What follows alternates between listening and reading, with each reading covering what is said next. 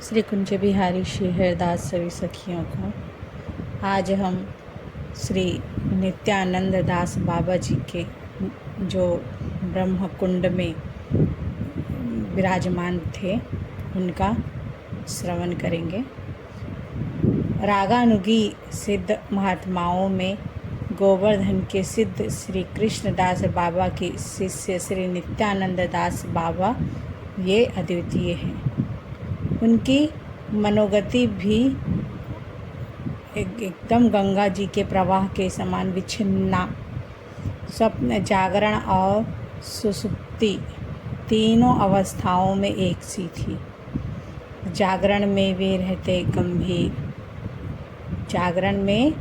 रहते गंभीर, निशब्द और समाधिस्थ। आहार विहार और शौचादि कृत्य के लिए सेवकों के अनुरोध पर ऐसे उठते जैसे शोध निद्रा में। निद्रित अवस्था में लीला का दर्शन करते हुए हास्य, रोदन और प्रलाप इस प्रकार करते जैसे जाग रहे हों। चेतना अवस्था में मनोभाव गोपन रहते हुए गंभीर रहते थे। निद्रित अवस्था में भाव गोपन न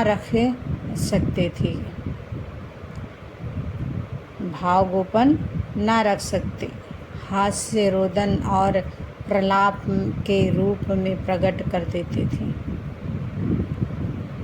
इसलिए सेवकों के लिए जानना कठिन होता था कि वे सो रहे हैं या जाग रहे हैं।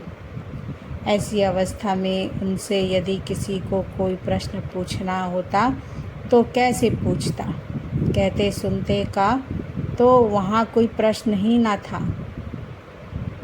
पर उनके पास यदि कोई कुछ जिज्ञासा था, शंका लेकर जाता तो वह निराश ना लौटता। उनके सनानिष्ठ में बैठने से, उनके सानिध्य में बैठ के ही शंका का समाधान हो जाता था। तृष्णाब्दीपी और सुनिचेत श्लोक की बाबा सजीव मूर्ति थे। जो कोई भी उनके सामने आता, चाहे उनका शिष्य ही क्यों ना हो, उनके दंडवत करने के पूर्व वे स्वयं ही उसे दंडवत करते। कोई उनके सामने किसी प्रकार की दंडोक्ति करता तो उन्हें रोना आ जाता। रोना इसलिए आता कि उनके लिए उनसे अधिक दीनहीन तो विश्व में कोई और था ही नहीं। जब वह उनके सामने अपना दैन्य प्रकाश करता तो वे समझते कि वह परोक्ष रूप से उनकी प्रसन्नता कर रहा है। उन्हें यह सोचकर दुख होता कि वे उसकी प्रसन्नता के पात्र तो बन नहीं सके, उल्टे अपने कपट आचरण से धोखा उन्हें दे रहे हैं। बाबा थे तो सिद्ध महात्मा पंडित रामकृष्ण बाबा और गौर किशोर शिरोमणि जैसे सिद्ध महात्माओं के भी गुरु थे। भक्त श्रेष्ठ होने के नाते स्वयं भक्तवत्सल भगवान भी थे उनके अधीन। फिर वे दीनता का नाटक क्यों करते थे? क्या दूसरे लोगों को भिक्षा देने के लिए, शिक्षा देने के लिए नहीं? नाटक का तो ऐसे लोगों के लिए सवाल ही नहीं था।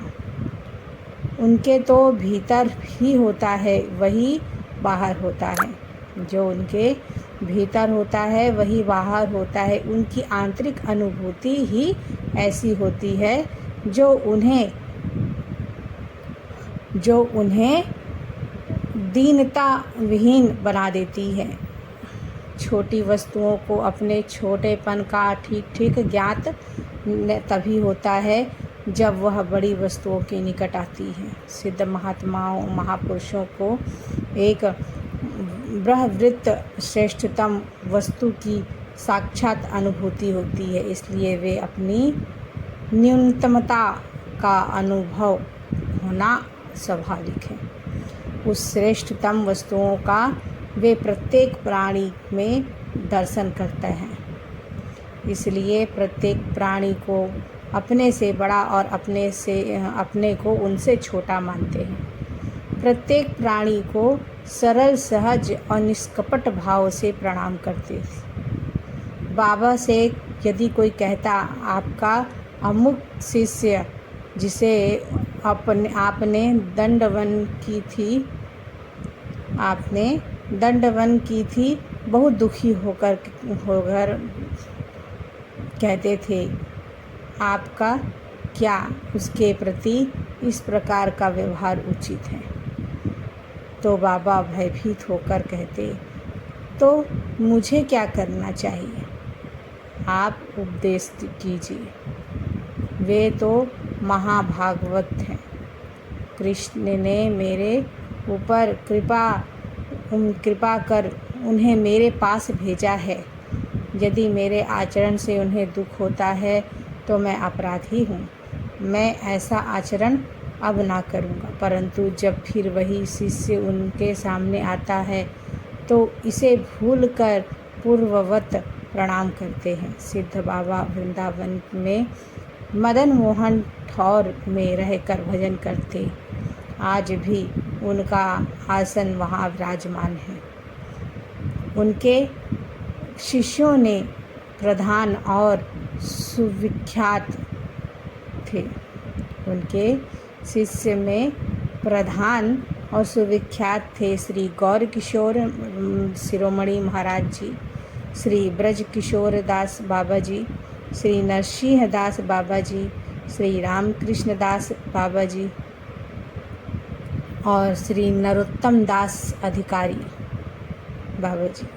नवद्वीप के श्री गौर किशोर दास बाबा जी भी उन्हीं के भजन शिक्षा ग्रहण कर सिद्ध हुए थे। जय जय श्री राधे सखी। कल हम श्री मधुसूदन बाबा जी जो सूर्य कुंड में विराजमान थे उनका श्रवण करेंगे। जय जय श्री राधे। जय जय श्री